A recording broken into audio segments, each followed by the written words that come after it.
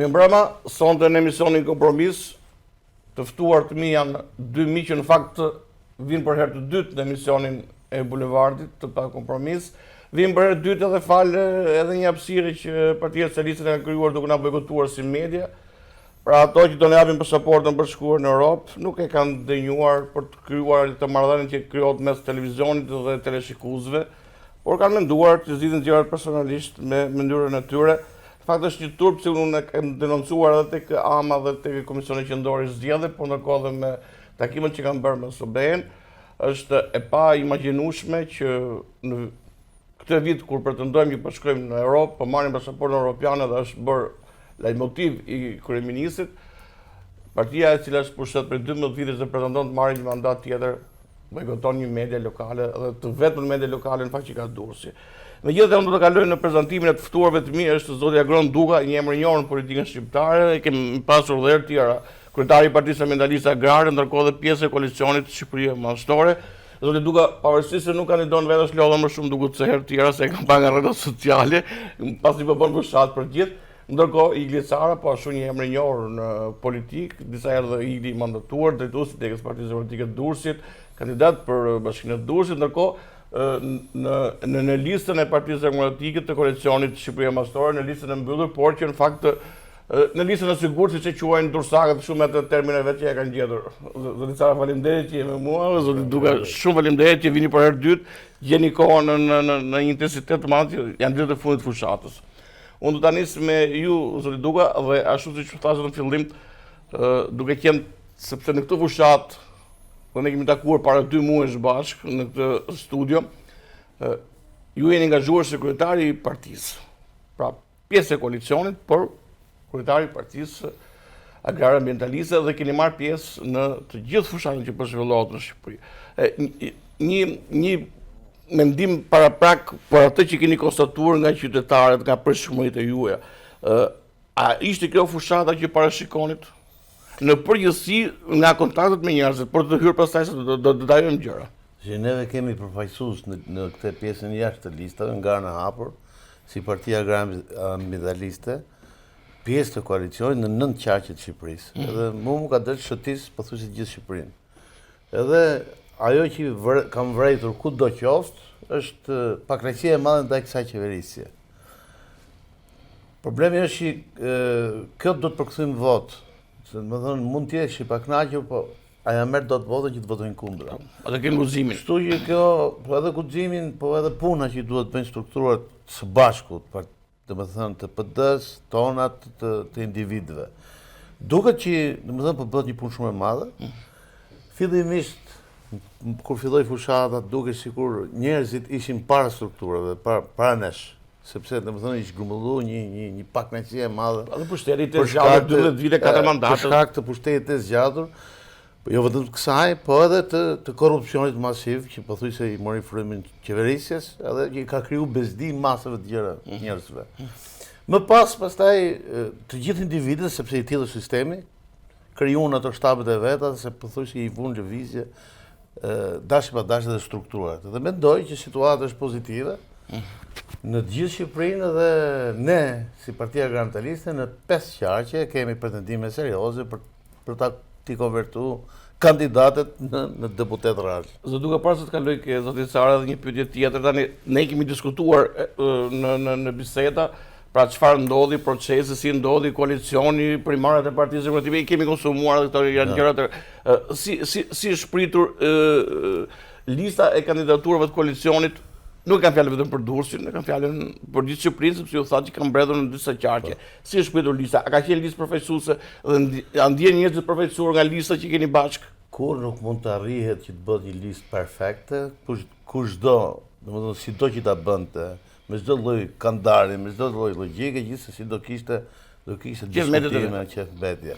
Gjithsesi, për fat, Durrësi ka listën më të mirë të mundshme, sepse në të janë 2 individ të cilët kanë fituar, domethënë, herën e kaluar në 2021 ishin më shumë se të gjithë vota. Nga ana tjetër edhe në primare kanë dalë të parë. Zotin Cara kemi Cara dhe ajo Luku. Tjetër është Alat që si nështrohet të kësaj, Oerti është një nga njerëzit Figurat e njohura të figurat më të njohura, domethënë të Partisë Demokratike. Edhe Strazimiri po ashtu, kështu që mendoj që lista e Durrësit është lista pothuajse më e mirë. Por përse përket listës jashtë, pastaj edhe ata janë pothuajse një lloj të mirë, po jo me këtë lloj eksperiencë që kanë të qenë për Duke qenë se Durrësi do i qarë më shumë rëndësi, zoti Cara, unë do ta filloja pikërisht me pyetjen që i bëra zotit Duka, ju jeni më shumë përvojë dhe jeni drejtues i degës Durrësit që njoh shumë i politikës, por ndërkohë që keni qenë edhe deputet në Parlamentin Shqiptar. Gjithmonë se shkon gjua ty po them dhambi, a ka qenë listë përfaqësuese dhe ndjen ndoshta përfaqësuar nga ajo që Goni përmendi pak më parë, më fal, unë do të drejtohem tani nga zhargoni i përditshëm në Elaniqi dhe nga ajo që zoti Duka tha pak më përpara që lista Durrësit është listë përfaqësuese, pra ndjen ndoshta përfaqësuar duke pasur parasysh kategoritë e ndryshme, duke pasur parasysh interesat e grupeve dhe ajo që ndodhi që ne kemi diskutuar dhe nuk do e rikthehemi më. Pra, lista që koalicioni Shqipëria Mastore në Durrës ka paraqitur qytetarëve durrësak. Është lista nuk ka listë për kryer, siç e tha zoti Duka, por është lista që ju po gjeni si të thosh mirëkuptimin e qytetarëve dhe besimin e tyre për të kryer rotacionin. Okej, atëherë përpara se të përgjigjem, do të thoja do të vija në mbështetjet asaj që ju thatë në fillim. Në fakt në këtë tavolinë sot, përveç mikut tim Agron Duka, do të ishin të dy profesorës të mazhorancës.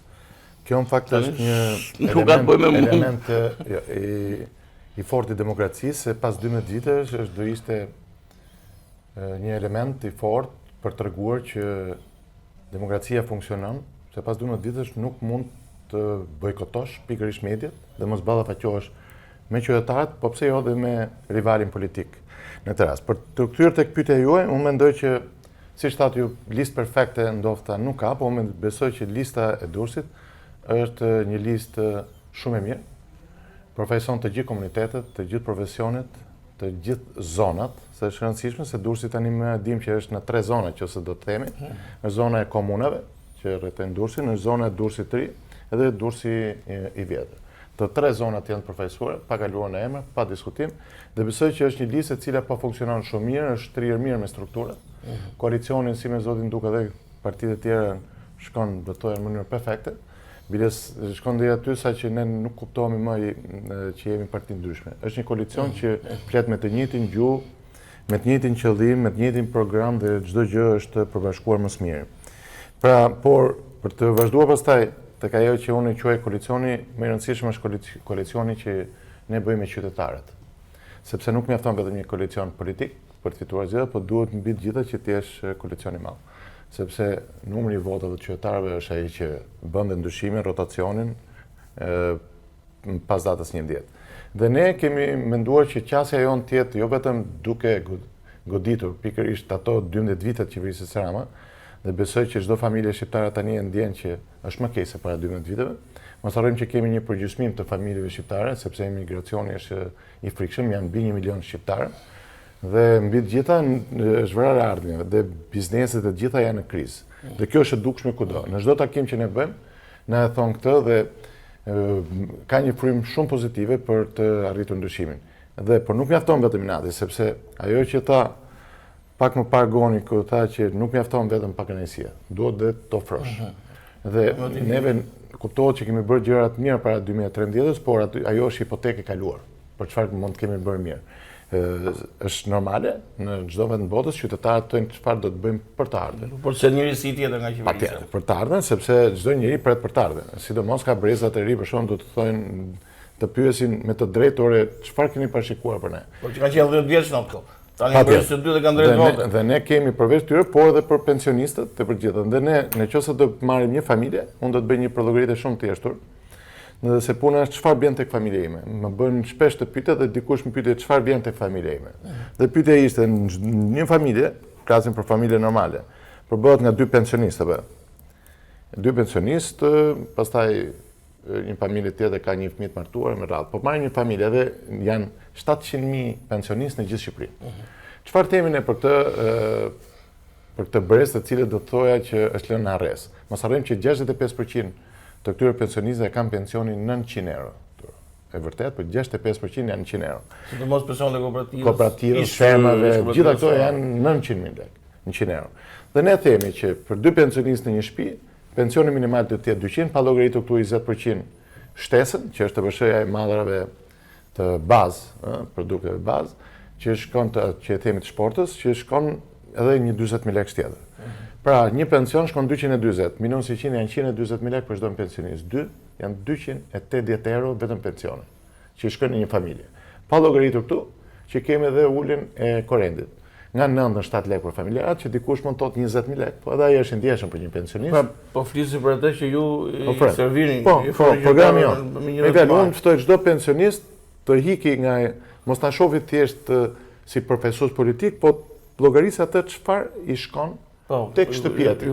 Se në finale, detyra e çdo qeverisje është që të ndihmojë. Një qeverisje e mirë është ajo qeverisje që ndihmon pikërisht njerëzit në nevojë. Dhe jo një grup njerëzish që janë. Do të thashë se do kemi mundësi për minutazhin që kemi edhe për të prekur detaje të tjera.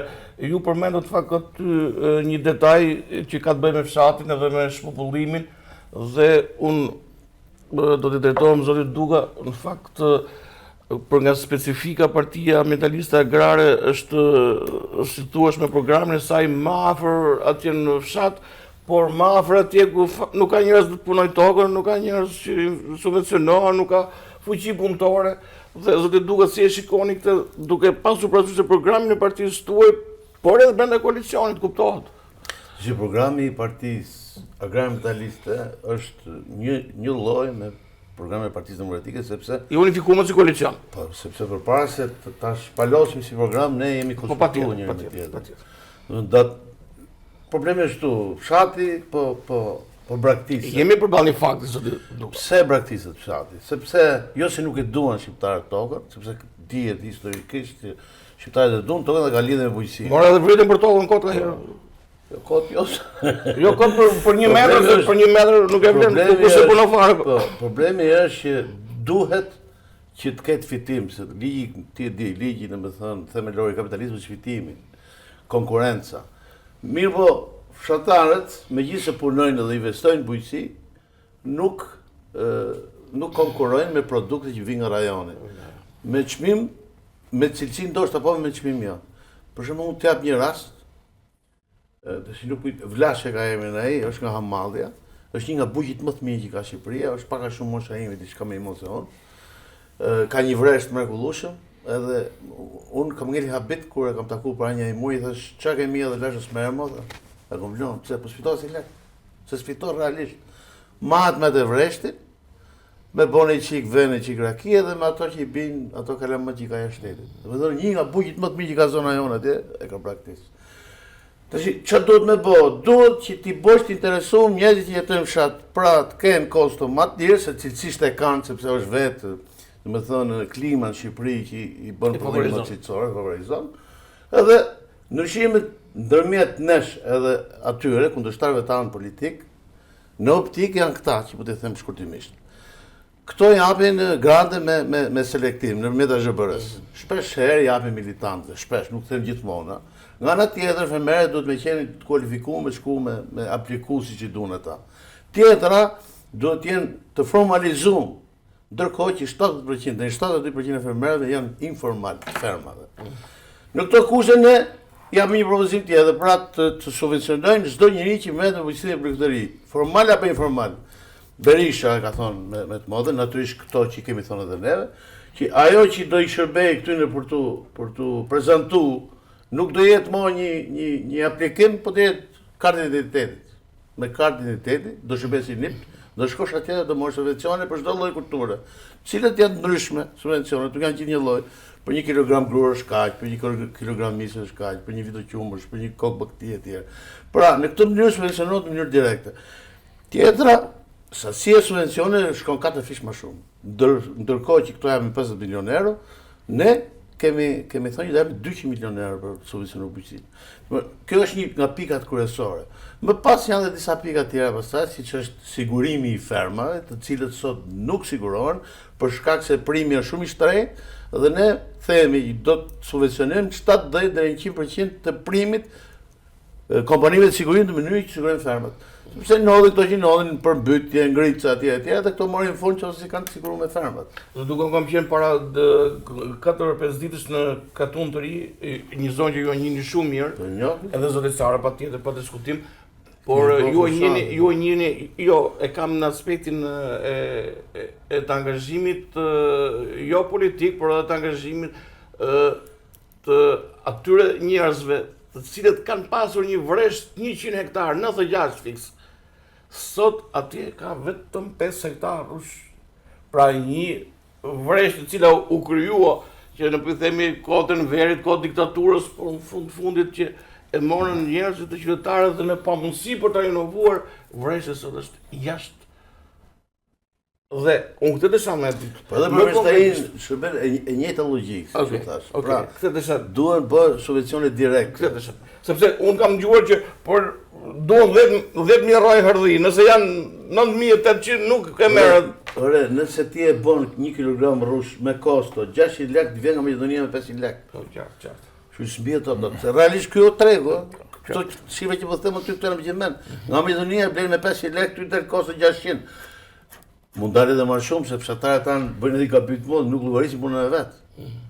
Domethënë punën e vet, domethënë e fusin nuk e fusin në kosto. Qartë, kuptoj. Domethënë as sa rrit mora as rrogën e vet. Qartë.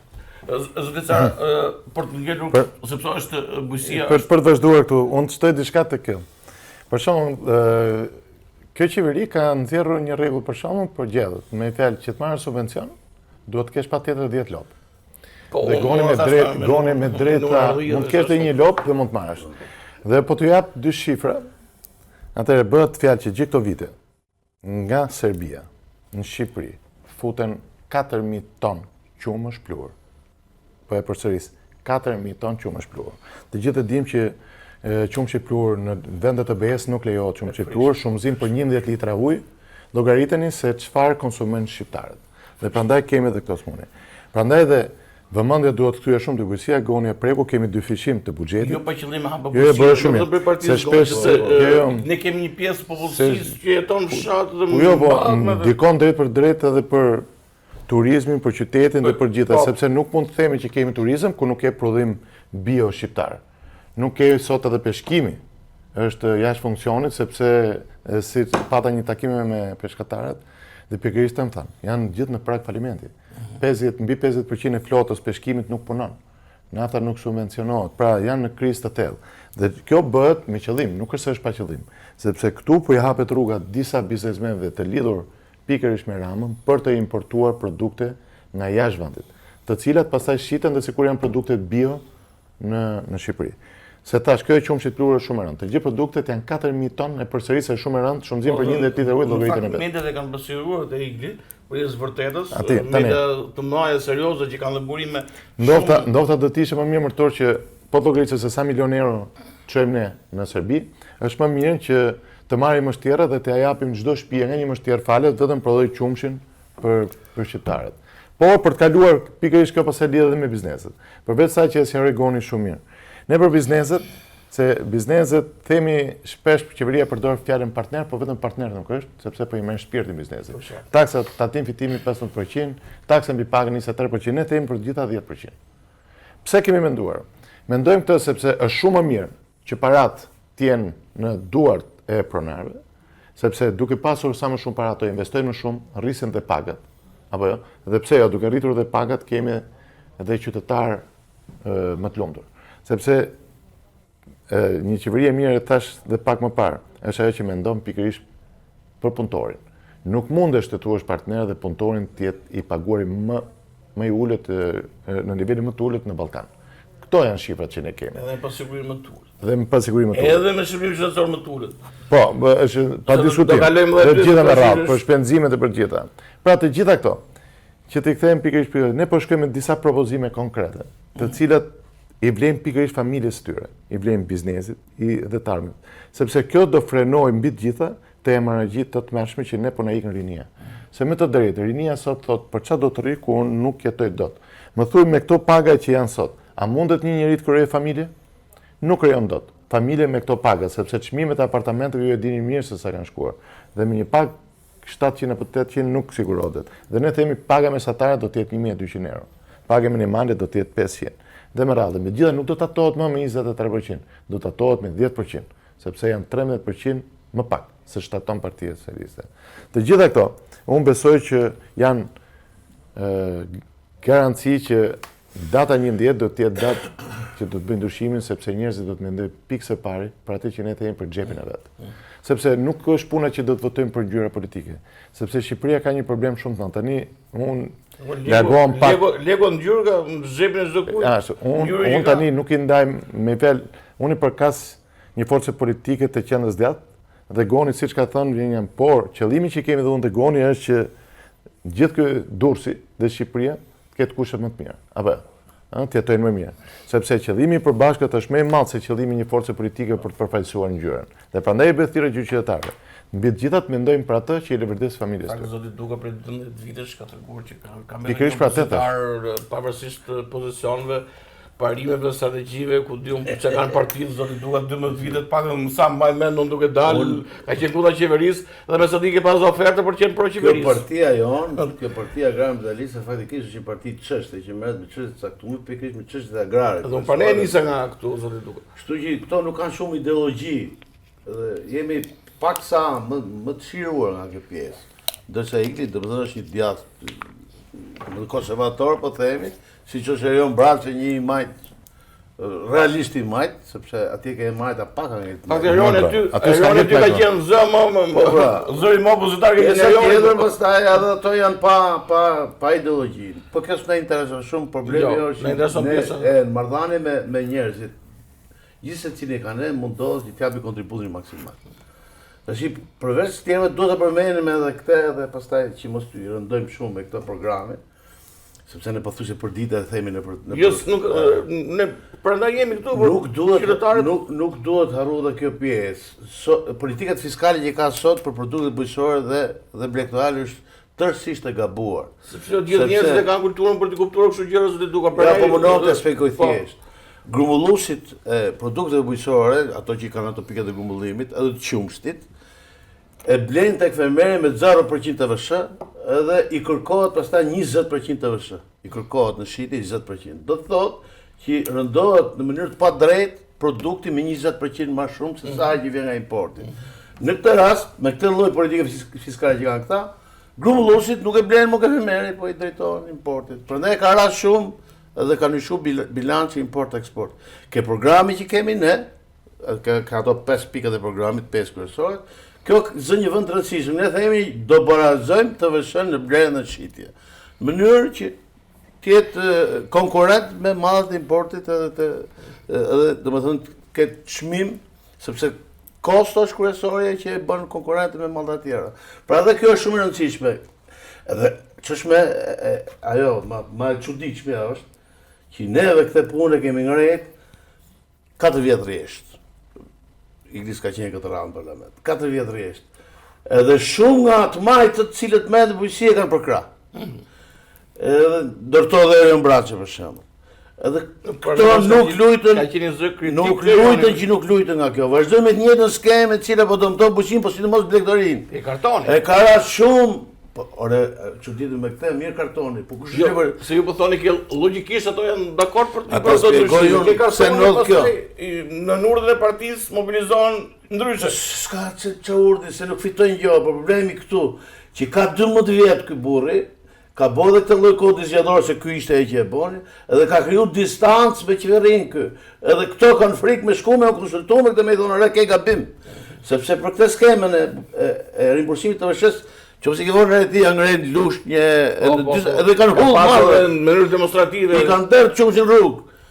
Mazallah se morën dhe un kam konsultuar dhe kam folur me disa nga ato ministrat e radhës, kanë kaluar 2-3 ministra, qoftë edhe me të Krypsën, me këtë që është tash. Edhe ke drejt do ta shohin, po nuk arrin me bëj gjë. Sepse ministri nuk bën rolin e vet, po e bën kryeministri rolin e ministrit. Edhe ti nuk ka shku kush më shpjeguar dhe më thonë ke gabim zotni. Kjo politikë fiskale është gabim. Nuk i heqim as impresi. Unë me Gonin do thua ato janë drejtoresha, se vetëm ministri nuk është. Jo, për thonë unë jam shumë dakord sepse kemi parë skena të frikshme, njerëz që kanë punuar për 5-6 muaj, janë detyruar të derdhin prodhimet në kanale qumshtit. Kjo është shumë penalizuese kjo përmirësim. Ajo që unë të pyes sinqerisht edhe nuk është pyetje që më del mua vetë ju nga një studio televizive, por nga kontaktet që kam me njerëzit. Po më mirë, shumë mirë. Nesër do kemi një qeverisje ndryshe ku Partia Demokratike është forcë kryesore e këtij koalicioni. A do ketë shkushmëri për këto njerëz që kanë bërë këto gjëra? Se nuk është se s'ka pasur fonde. Dhe unë do të jap një shembull tani, do të kërkoj ndjesë të shikuesit, do ta vej veten jo në pozicionin e moderatorit. Ka pasur subvencionim në i partit. Patjetër, por në një zonë afër nesh. Dhe ishte për të ardhur 400 dhi nga Hollanda. Dhi tani se është çik kështu në gjuhën shqipe. 400 dhi nga Hollanda. Dhe ç'u ndodhi? Në gjithë me biznesin që do vishin to 400 dhi, ishte një serë 2 hektar. Aplikun të 2, ky e mori legët nga i parti, nga subvencionet, ky serë nuk i mori. Po ç'a ndodhi? Ne duke bërë kurioz me shku me pa dhit si gazetar, ç'a janë këto dhit hollandeze që po vinë. Shku mos 2 javësh edhe me pa dhit që kishin ardhur. Tani ç'a ndodhi?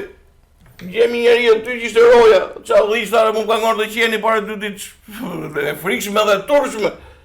Dhe i ka marrë fonde. Pra, a do ketë shkushmëri për to njerës, Ikli? Atëherë,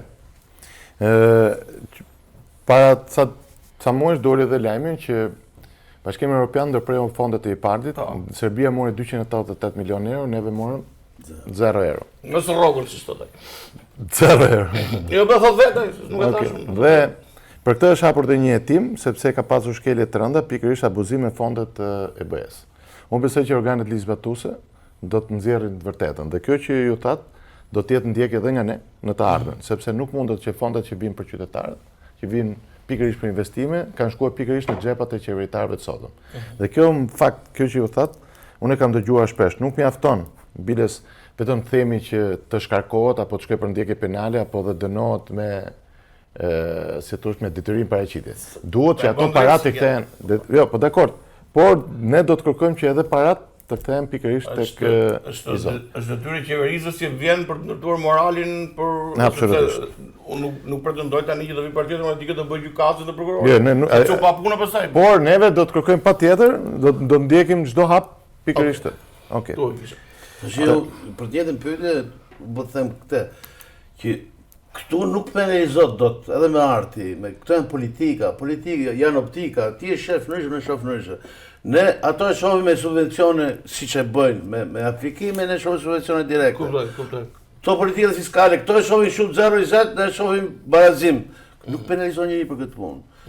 Penalizosh me votë. Fshatarët, nëse u pëlqejnë këto që kanë, le të votojnë prapë. Nëse nuk i pëlqejnë, na votojnë ne, pra se ne do i bëjmë këto gjëra 200 milion euro subvencione etj. Nuk e kupton kurse pjesa se kuptohet shumë mirë, kuptohet, kuptojnë buqit, e din shumë mirë. Zona ma ashtu është Korça dhe edhe Buzëqeja, Lushnja. Ato e vojnë të pjesë që më themo. Kështu që ato e kërkojnë, e duan që në shën politika fiskale. Ato i duan subvencione direkte. 200 milionë euro subvencione që ne zotohemi, i duan ata. I duan penalizojnë me votë. Drejtësia nuk e këtu. Kjo është optik. Kurse përse për këtë pjesës tjetër që nëse janë vjedhë fonde, ato pastaj ishen drejtësia. Para të kuptisë turi para të kuptisë. Unë kisha ke abuzimi që do politike, pastaj tjetër këtë vështrimi juaj. Pra po thotë nëse janë disbursuar 50 milionë euro ku kanë shkuar. Atëherë që të bëjmë mirë kuptimin. Unë kisha ke abuzimi jo tek politikët që të ndjekin këto të ndiqin. Nuk e thash për ty. Jo, nuk ka asnjë kompleksi. Ato që kanë përtonë zëricara do të kalojnë në një moment tjetër në prekën bujësinë, duke nisur edhe nga fakti që kemi Gonin këtu që është kryetari i Partisë Ambientaliste Agrare dhe kanë një si thosh specifike në vet që më shumë tek bujësia dhe mjedisi ke ndotja dhe zoti duket shpesh herë unë kam ndjekur nga rrjetet sociale ka qenë shumë aktiv duke i prekur këto probleme. Por besoj që nuk janë këto problemet e vetme të 12 qeverisje. Ju keni qenë një zë kritik edhe në sektor të ndryshëm dhe unë desha të prekim pak edhe këto. Ju jeni një nga denoncuesit më të mëdhenj të asaj që po ndodh me portin e Durrësit dhe me Velierën. Pak edhe me Velierën. Unë desha të di një opinion tuaj, çfarë po ndodh me portin e Durrësit? Çfarë do ndodhi me Partinë Demokratike nesër në pushtet me këtë investim që propagandohet me të madhe? çfarë do ndodhi me atë monument aty që është bërë monument turpi, nuk e di se kur do inaugurohet, a do inauguroni, a do presi shëritin, a do shemni. Se është turp, pa han miliona çdo vit ajo. Çdo vit shtohen diçka nga buxheti. Ki fjalë me Velierën. Megjithatë Veliera pa Monument turpi, po i them, nuk e di. Veliera pa diskutim që u nis për të qenë 6 milionë, tani siç më thënë është afërsisht ke 10 milionë euro investim, i cili me thënë të drejtën, ku thoni akoma nuk është inauguruar dhe akoma nuk kanë kuptuar dusakët se për çfarë është bërë. Një tek e kryeministit një ditë bukur kaloi dhe tha bëj një vepër tha. Dhe i kushtoi shqiptarëve 10 milionë euro. Siç e ka kushtuar dhe ndërtimi te kryeministria 4 milionë euro. Ai ndërtimi te kryeministria. Kuptohet që këtë kryeministër kemi, që përpara se të menoj për hallet e shqiptarëve, për qytetarët, për këto pensionistët, mendon si të bëjë diçka për vete për të kënaqur hyrjen e tij, por nuk ka kënaqur kur shqiptarët. Për të kthyer te porti kanë thënë që është vjedhja më e madhe që është bërë ndonjëherë, që kur shkruar Shqipëria si kom. Sepse bëhet fjalë që neve bëm dispozicion të alabarit një pron me vlerë 3 miliardë euro. Gjithashtu janë 2 miliardë euro të tjera që do të vëhen për portin e ri. Gjithashtu janë 231 milionë euro taksat e bashkisë Durrësit. Janë dhe 100 milionë euro afërsisht për infrastrukturën që e ka për detyrë shteti që të krijojë për të çuar energjinë elektrike, ujin dhe me radhë. Janë 60 milionë euro në vit për të bërë reklam shitjes së tyre, që shkojnë afërsisht në 5.5 miliardë euro të vëna në një farë mënyrë me pronë dhe me para shpenzuara për të bërë këtë vepër. Nga krau tjetër kemi 80 milionë euro që nuk janë hullur akoma nga labari, kesh dhe 80 milionë euro me bankë. Për bëhet fjalë për 5.5 miliard kundrejt 160 në qoftë se do t'i hulli, se si ka hull akoma, dhe shqiptarët në fund pas 20 viteve do të marrin 33% që ishte si pas qeverisë rreth 300 milionë euro. Pra, po vëm 5.5 miliardë euro pasuri për të marrë 300 pas 20 vitesh. Dhe thonë do të bëj zhvillim. Pra, raporti, unë nuk di raport më të zhdrejt, se Goni është edhe biznesmen, është në raport me atë çfarë investon dhe përqindja. Po, mbi të gjitha, unë mendoj që është edhe për ta parë dhe një këndvështrim tjetër. Por unë do doja që porti Durrësit mos jetë porti Dubait, por të jetë si porti Dubrovnikut, i Triestes, i Ankonës, i Urqinit, një port që i takon Europës. Për të mbetur, a rrezikon Durrësi të jetë pa port fare, se ka edhe një pyetje tjetër. Bravo.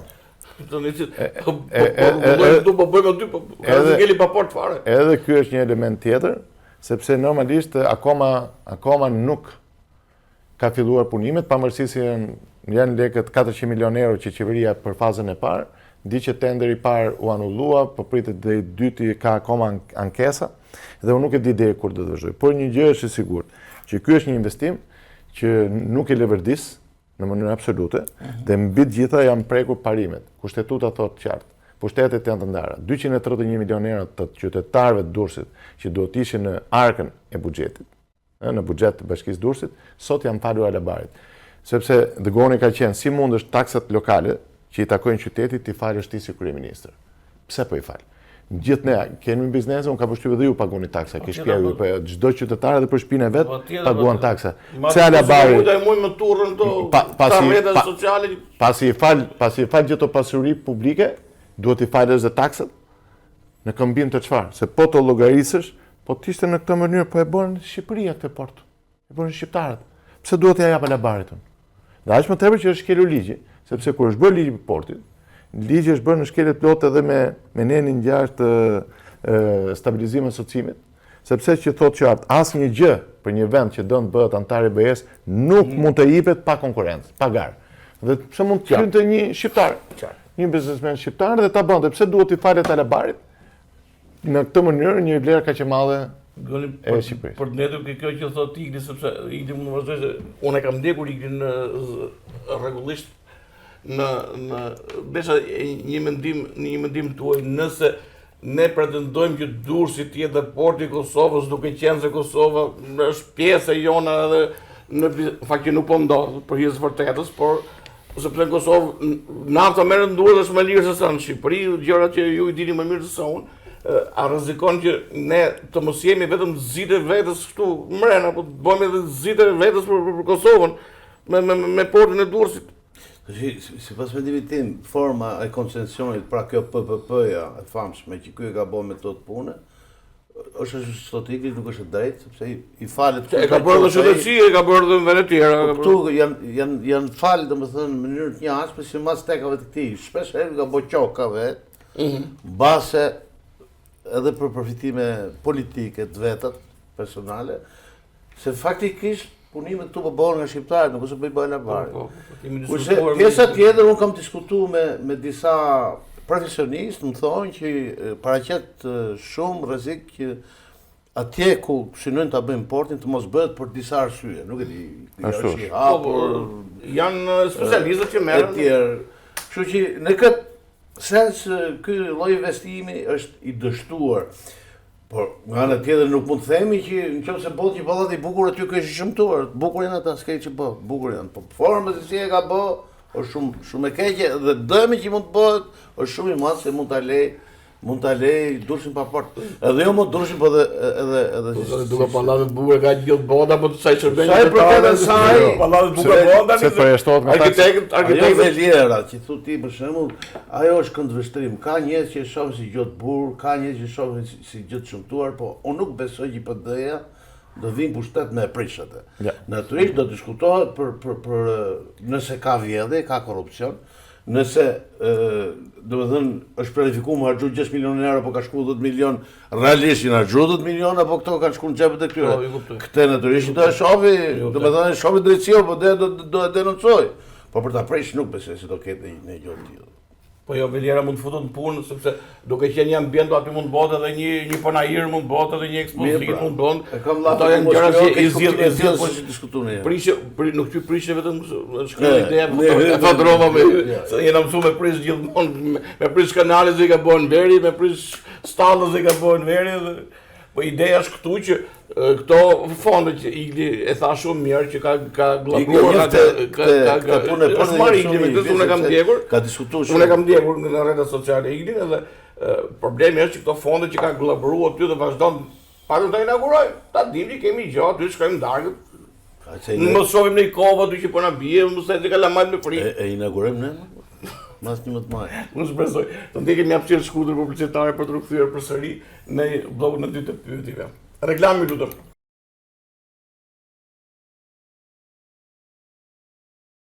Atëherë jemi rikthyer në emisionin pa kompromis të Bulevard Televizion me të ftuarit e mi për sonte, zotin Evren Duka, kryetari i Partisë Ambientaliste Agrare, pjesë e koalicionit Shqipëria Mastore, ndërkohë edhe me zotin Igli Cara, kandidat për deputet e qarkut Durrësit në koalicionin Shqipëria Mastore. Kemi diskutuar në një pjesë të parë për kontaktet e para që kanë pasur gjatë një fushate intensive të dy të ftuarit e mi, ndërkohë që jemi ndalur edhe disa problematike që ato kanë hasur, sidomos jemi marrë me sektorin e bujqësisë dhe me disa investime që rezulton, të paktën për Durrësakët rezultojnë investime të dështuara. Unë do të vazhdoj që këtu goni sepse është me interes në prekëm çik bujqësinë, por në faktikisht ato njerëz që nuk punojnë të tokën, që kanë mbetur pa fuqi punëtore, që janë pleq, përplasën të gjitha ke shëndetësia. Dhe shëndetësia që propagandohet më të madhe se ka një standard, ka një zhvillim shumë të madh të 12 vite, në fakt nuk më rezulton kështu. Unë nuk desha di një mendim që edhe pse atje ka ngel një fuqi punëtore që nuk e përballon dot punën në fshatit, po edhe pse kemi një kategori pensionistësh që janë shumë në Shqipëri, që me atë pension që marrin, Iglim duke se dha një shifër që është e frikshme, marrësh në 900 euro, aty do hash, do blesh ilaçe, sepse është i moshë vetveti do vinë gjërat. Pra, unë desha di një mendim juaj lidhur me atë që ka ndodhur me shëndetësinë në këto 12 vite, sepse ju përmendet aty ku diskutuam për portin atë formulën e famshme, por kjo ka ndodhur dhe në shëndetësinë disa vende. Dhe unë desha di një mendim ka të flasësh për shëndetësinë duhet të jesh i azhërnuar shumë për cilën unë nuk jam. Unë do të flas parimisht. Ne do flasim për politikën që ka funksionuar, se nuk do hym detaje. Gjykoj që korrupsioni më të madhe, po ta shkruaj me gërma të mëdha, e ka, siç ka, domethënë, zaptu të gjithë qeverisjen, duke filluar që nga administrata poshtë deri qeverisja lart, ka zaptu edhe sferën e shëndetësisë. Për këtë ka fakte, sepse dihet që janë njerëz në gjykim, për burgim e tjerë, edhe më bëhet qefi që drejtësia në fundit arriti të funksionojë në këtë drejtim, sepse sipas meje unë kështu gjykoj njeriu kur shkon atje do të shkojë me fare idealizmi. Po që hajdut të rri atje me shokët tuaj. Po deshe me bëni një punë për njëri që të kanë votuar do të më shku realisht me fare idealizmi. Shumë njerëz mund ta kujtojnë kështu sikur e them kot, unë e them shumë me shumë sinqeritet. Kam qenë 4 vjet ministër. Kur nuk kam pa me përfitu nga fondet publike, kur. Unë mendoj që njëri që e bën i gjë të tillë është diabolik, është i keq edhe nuk i duhet sa shoqëria. Kështu në këtë sens shëndetësia është jashtë mase për goju, për korrupsion. Pjesën tjetër pastaj padyshim që janë ndërtu në një spital, nuk e di se sa, padyshim që ka fonde. Nuk shërohesh me mure zot. Mjek të mirë ka shumë, por ai është investimi. I themi drejtë që kur ka problematika të mëdha njerëzit i drejtojnë spitalet ose jashtë shtetit, për që ato që kanë mundësi financiare, kuptohet, ose ato që kanë të cilët kushtojnë shumë. Dhe këto spitalet private, unë nuk e di se si mund të monitorohen dhe të kontrollohen, pa nuk mund të kushtojë 1.000 euro i ditër, 1.000 euro me net i ditë. Për shembull në një spital privat, kam pas stimat, do të thënë që ishte në ato në kohë, do të thënë në momentin e fundit, kanë një muaj, kaloshin 30 ditë thoshë bëj lekë që ta majnë prapë. Pa ne këto duhet pa. Unë nuk e di se si mund qikohet kjo, pa dhe këto duhet pa. Këto janë çmime straordinaria, këto janë çmime që as në Itali nuk i gje. Sepse ndodhë një fenomen. Në këtë pjesë, nuk e di se si mund rregullohet kjo. Ndodhë një fenomen, se shpesh e shohim po të doktor në spitali i shtetit, po në spitali ushtarak. Tani këto çarçavet buken kaq shumë. Se çarçavet mjeku po ishte. Të nuk shohim në shërbime specializuar. Megjithatë i di për të marrë mendimin tuaj. Po vazhdoj këtu, po më bëhet një mesazh që kërharti mund ta shohësh. Unë jam thosë me një grua që përballet me një diagnozë shumë të rëndë, tumor maligne gjene. Kam kryer operacion për fat keq thotë nuk kam pasur thotë asnjë ndihmë apo mbështetje nga shteti. Shërbimi ka qenë totalisht i munguar. Ja ku e ke. Aktualisht ndodhem në një situatë vështirë si emocionalisht ashtu dhe ekonomikisht. Çdo ndihmë që mund të më ofrojnë shtat. Me fjalë, si këto mu më vinë shpesh. Çfarë tregon kjo? Kjo ka pas kurajë, ka shumë. Ka pas kurajë. Po çfarë tregon kjo? Se e thash në fillim. Si mundet që ta akordosh miliona euro për miqtë e tuaj dhe këto njerëz si lesh nevojë? E kupton që shpesh herë spitalet tona vuajnë për një investim, do thoya minimal, duke i krahasuar me vlerat që marrin pikërisht koncesionet atë që the pak më parë. Dhe prandaj them që këtë radhë votimet janë shumë të rëndësishme. Shqiptarët duhet të kuptojnë që të ndahen nga ajo të majtë të djathtë pavarësisht se kujt i përkas. Çfarë vlen për to? Në këtë moment të gjithë qytetarët unë kam mesazh për gjithë që data 11 është datë shumë e rëndësishme dhe nuk duhet të mungojë asnjë votim. Qeveritarët dan të dëmshëm dhe të blefshëm për familjet e tyre. Mos votoni ato që janë të dëmshëm për familjet tuaja, por gjeni pikërisht atë që u vlen për familjet tuaja. Sepse pas kaq viteve demokraci, besoj që situata duhet të jetë ndryshe dhe njerëzit duhet të kuptojnë që ato qeveritarët janë pikërisht për të shërbyer, sepse pronarët e vërtet i vendit nuk janë qeveritarët, nuk është as Rama që sillet si mbret. Se ato janë pronarët janë pikërisht qytetarët sepse paguajnë taksat tona. Ato paguajnë nga taksat tona. Marrin parat pikërisht nga taksat tona, i shpërdorojnë. Tani një pushtet ka qytetari sot. Kush është pushteti? Vota. Nëse nuk e përdor ditën e zgjedhjeve me datë 11, mos ja vë fajin kërkujt. Mos ja vë fajin as opozitës, mos ja vë fajin as Ramës dhe mos kërko më ndihmë. Qoftë nga Zoti, sepse e ke në dorë vet, ka ardhur data 11 të bësh një shenjë, një plus apo një kryq në kutinë e votimit për të bërë ndryshimin. Nëse ti pret çfarë po bën opozita më tepër se kaq nuk ka ç'bën. Ne jemi për dinë terren, po bëjmë ofertët. Sa nuk e ka si presë gjithsesi që thatë ju thjesht ajo që më mundon mua dhe pranojnë të ftuarit e emisionit është që a ka krijuar qytetari besimin te kjo opozitë që mund të bëjë ndryshe qeverisë nesër. Ky është problemi i madh që sepse unë nuk e vë dyshim që qytetarit do një gjë më të mirë. Jeni ju njerëzit që thoni që qytetari bindeni që me 11 do vini sepse ne jemi ndryshe nga ato që kanë vjedhur 12 vite. Po pa diskutim. Tash ato që kemi bërë, nuk ka qeveri që nuk bën gabime. Edhe ne në 2005-2013 kemi bërë gabime. Por ama premtimet kryesore të asaj kohe janë mbajtur. Apo jo. mos harrojmë që sidomos 2005-2009 ka qenë pjesa më e mirë e një qeverisje në kaq vite dhe kemi dyfishuar pagat, nëse kujtohet nuk kishte ky emigracion i frikshëm, njerëzit kishin punë, taksa sheshte ndihmoi biznesin, se shumica e bizneseve që flasim sot janë krijuar në atë kohë. Apo jo, nga mundësia që u dha sepse ulja e taksave i jep frym biznesit. Dhe pikërisht kjo bëri Turi që kishim një zhvillim. Në fundja nuk është tani që të varet njerëz nga pozicia janë apo jo. Pyetja është, a ka ndonjë arsye që mos na votojnë? Nuk kanë asnjë arsye sepse ofertën e kemi të shkëlqyer. Pra ne vëmë një ofertë konkrete me shifra, me njerëz serioz, kurse nga pala tjetër, pas 12 vitesh nuk jepet llogari, flitet akoma për ujë 24 orë, flitet pasaportë europiane që shqiptarët kanë qenë në 2011-ën, që shkojnë në Europë apo jo. Që ku është liberalizuar vizat, i kanë të gjitha mundësitë. Unë sa pashënova se do pyesë zotin Duka, kush voton PS-n, voton pasaportën europiane. Që është slogani çuditshëm, fakti se janë 2 milionë shqiptarë që janë jashtë, që s'ka nevojë për pasaportë europiane. Nuk e di dhe ka edhe një term tjetër tani që përveç Kazanit që na than fillim neve, mediave, tash se ka hap vetë emision tani dhe Kazanin e ka harru. Filloi me tepsin, doli ke kneta, bufit, që ka filluar me çyryk. Ku të çyryk tani unë se kuptoj. Se ka një gjë që duka. Qyryk Ramës librezën e psikopatit, ja kanë botu portalet që rrisë autorak sot, nuk e kanë botu unë.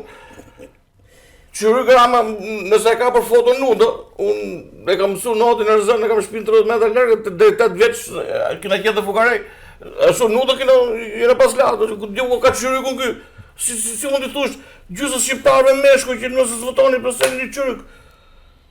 Po që që përgjësi edhe përgjësi morale. Unë e bëbaj 2 fëmijëve.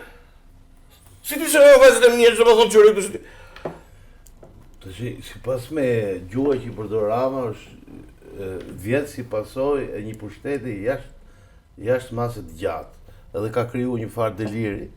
Edhe mendoj që komunikimi me njerëzit nuk i ngjall asnjë lloj emocioni. Ose s'ka çfarë thonë mos. Jo ta them unë, si e menojnë. Përveç asaj që s'ka çfarë thotë. Duke qenë 12 vjet pushteti duket Shqipëria si puna vet. Edhe komunikon me njerëzit pas lloj njeriu që s'ka emocion, për ato që ka përballë, dije që nuk ka më për ty, sepse kur turmat njerëzit që ke përballë ty të ngjallin emocion, do thotë që ti jeton me shqetësimet e tyre edhe me kur ti shkputesh, siç është shkput ky. Jo vetëm me ato që po e quaj turma, me njerëz që ka përballë, po edhe me të vet, no kjo, edhe i mbron me fanatizëm të një thotë, se thotë çuri kom thon, edhe e mbroj. Apo tjetra si shteti ka kërku falje se është mësuar i kështu kërkon falje. Falje kërkoj për atë utik, ky çuri nuk e kërkon falje. Ose tjetra që Merinin thot futu aty në Google dhe shqip po tesh me pa minutë. Po ishte vajza 15 vjeçare se duke unë kam verifikuar dhe kemi është turshme të çosh vajzën 15 vjeçare në miting të Partisë Socialiste dhe kryeministri i një vendi të flasë për nudo. Tash përballë kësaj, më thonë drejtën, është e frikshme. Jo, ta marroj hamenim dhe. Përballë kësaj, që domethënë kësaj lloj gjuhe, edhe kësaj pasaportës europiane që është fake, sepse edhe specialisti që ishte Imazi, që ka qenë bashkëpunëtori i këtij, i tha, kjo është fake, është iluzion, nuk realizohet, nuk bëhet dhe s'ka lidhje me emrin të veçantë. Pra, përballë këtij lloji programi, që po themi program pallava, se këtë punë ka bë, ne edhe kemi një program shumë serioz. Pra ne po themi, si thotë, do vini juve, po pse do besojnë. Po sepse ne po mundohemi të komunikojmë me njërin shumë seriozisht. Edhe këtu ke ty tham, kush është programi jonë dhe si do ta realizojmë këtë. Është realizuar gjithkohon edhe vetë lideri i opozitës. Në çdo takim, nëse i vjen re, gjysma e fjalimit ka qenë program. Pra nuk është moment tjetër. Por ne them unë do ta votoj. Pjesa tjetër, jo. Ndryshimi shumë i madh në ide, në ideologji nuk është një gjë e madhe. Me thonë drejt, siç e shohun në Ramën, apo siç shoh shumë njerëz edhe nga opozita. Po më të jesh i sigurt që mas 12 vjet qeverisje, duhet patjetër me ndërru se ky tjetër që do vi, mandatin e parë ke të sigurt që ta bëj shumë më mirë se sa të vazhdojnë këto me një mandat katër, sigurt. Sepse vi me energji të reja, vinë me një farë pasione. Mas 4 vjetësh ti po e pegjis për kjo, ndroje prapë deshe. A mo këtë rallë ka rallë me ndru. E njëjta logjik. Biles do të thoje që shpesh Rama, edhe këto që bën të lajthitjen, që do thoja për gjithë çfarë thot për Qyrik e Nudët.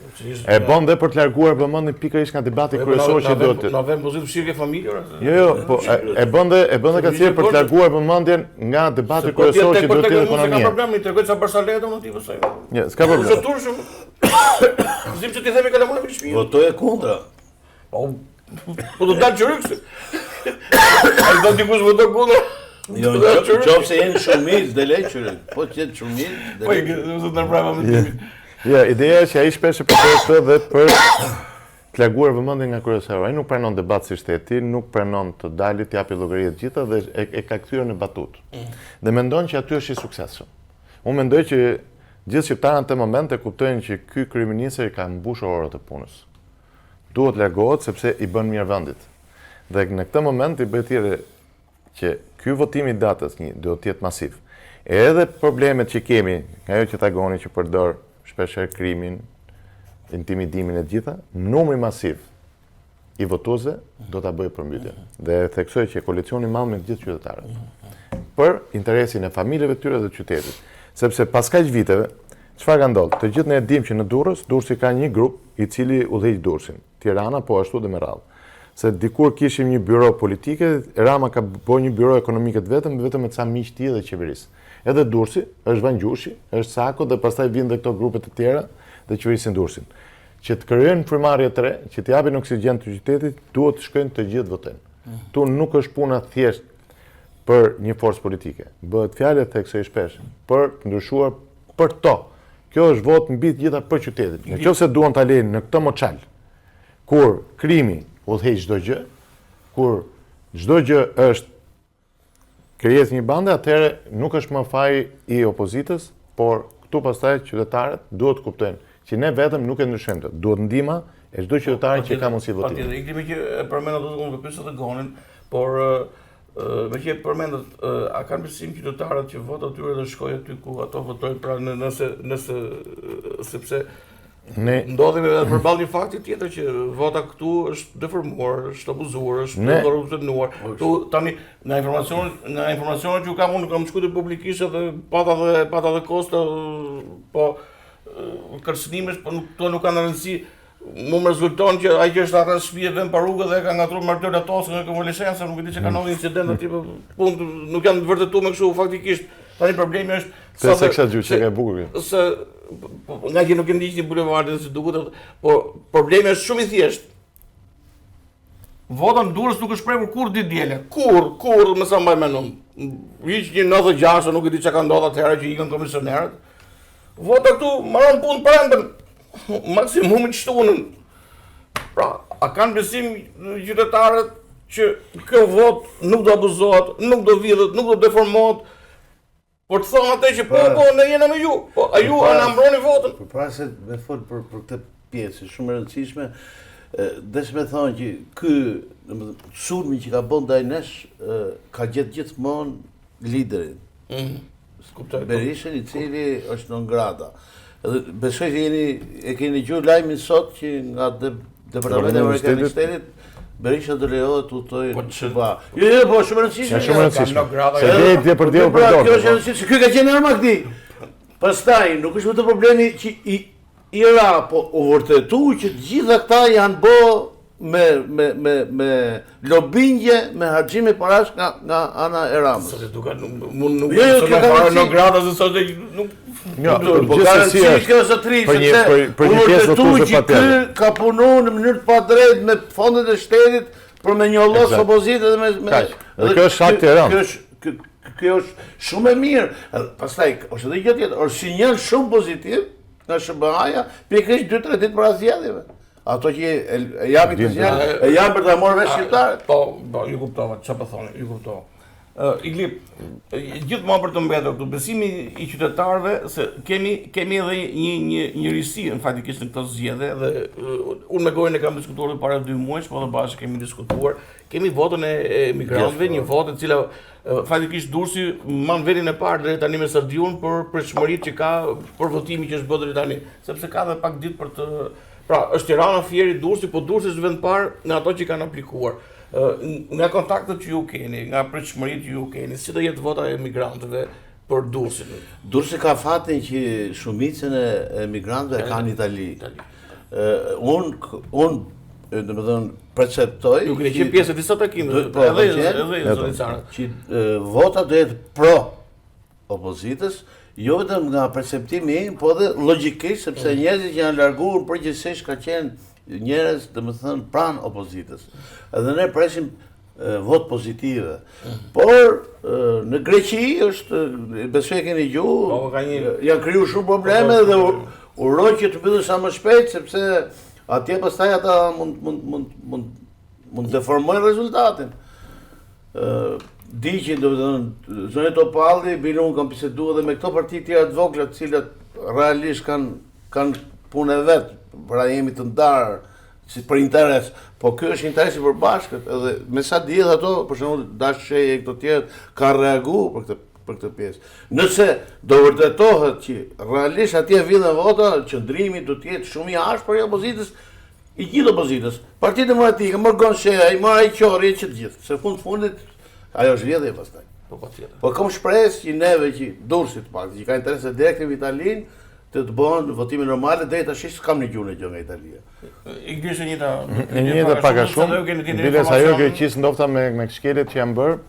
Se jo, do vi një moment që opozita ndofta do kërkoj që votat duhet kërkoj patjetër që votat që vinë nga Greqia. Me qenë se ato kanë shkelur ligjin, pra kanë deleguar shpërndarjen DOL, ja ka deleguar aktorëve të tjerë dhe njerëzit nuk kanë ndofta pse jo. Mundet që të kërkojmë që Greqia nuk disa me sa ka pas një denoncim që ka gjëzë për lidhur me këtë faktin e votave të emigrantëve në Greqi. Greqia. Ka pas sepse edhe kjo, pastaj në shkelet plot ligjit pse jo? Mund të rishihet Greqia si një mënyrë që në atë pjesë Greqisë ku nuk është bërë shpërndarja siç duhet sipas ligjit, ku personi nuk e ka marrë vet. Atëherë pse jo? Mund të edhe të anullohet ajo pjesë. Atëherë duke qenë se nisa me ju, edhe minutazhi jonë po vjen drejt fundit, edhe ju keni angazhime të tjera dhe janë 2 ditët e fundit fushatës, sepse edhe nesër pastaj ka heshtje zgjedhore. Unë do desha një mesazh si kryetari i Partisë Ambientaliste Agrare për qytetarët, pra përse do të votojnë partinë tuaj me 11 dhe koalicionin ku ju bëni pjesë me si dhe Partia Demokratike Shqipëria Madhështore, nëse nuk keni në gjë tjetër për të shtuar para se dalin këtu ke mesazhe. Mesazhi që unë i jap qytetarëve të qarkut Durrës është njësohet me mesazhin që jep Partia Demokratike. Sa i kemi është ky koalicion. Ne vim me program real dhe serioz përballë një qeverie të konsumuar 12 vjet, e cila përveç tjerave i ka në bazë të shkruar korrupsion. Duhet t'i themi dalë korrupsionit dhe të fillojnë njerëz të ri me program real në mënyrë që të ketë lëvizje pozitive Shqipëria.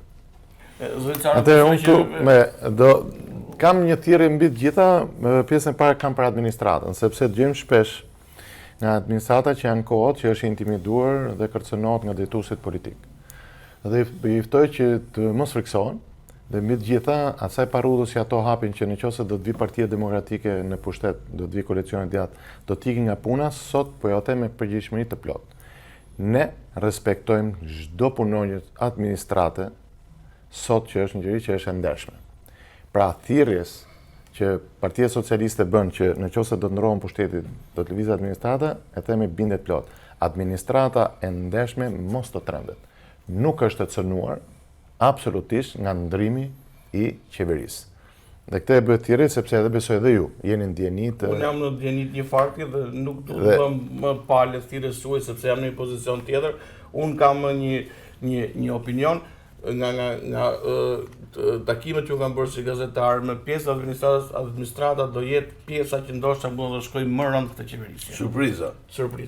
Është konstatuar. Unë nuk bëj sondazhe, janë thjesht opinione të mbledhura nga njerëz që takojnë gjatë ditës. Ndrimi i pushtetit nuk do të thotë që të cënohet vetë të rritë të qetë. Nuk ndjen fare për të punë.